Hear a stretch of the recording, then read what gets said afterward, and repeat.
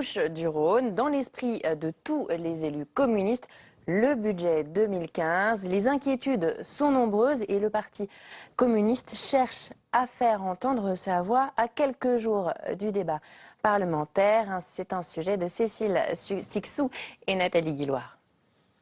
Ça commence quand les débats chez vous en séance sur le budget? Ce matin, Éric Bocquet et Marie-France Beaufils synchronisent leurs agendas.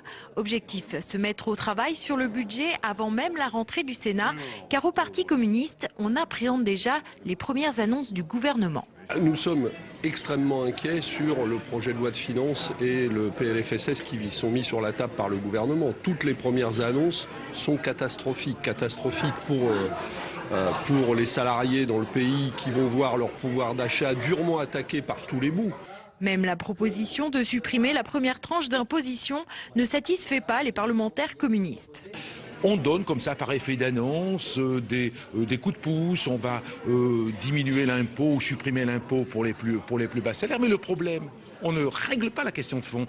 On ne fait pas une véritable réforme fiscale. Nous, ce que l'on propose par exemple, c'est qu'on augmente le nombre de tranches pour avoir plus de progressivité de l'impôt et que ceux qui gagnent le plus payent davantage.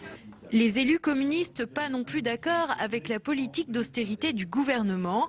Coupe des prestations familiales, ils s'inquiètent également des baisses des dotations aux collectivités. Les réductions de dotations aux collectivités locales, ça va impacter bien évidemment nos concitoyens. Ça va impacter le monde associatif aussi, qui va avoir des réductions de subventions, etc.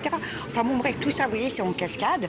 Et donc tout le monde, excusez-moi, va payer la note et ça, on ne peut pas l'accepter. Les communistes ne voteront pas, comme l'an dernier, le budget ni à l'Assemblée ni au Sénat. Et c'est reparti.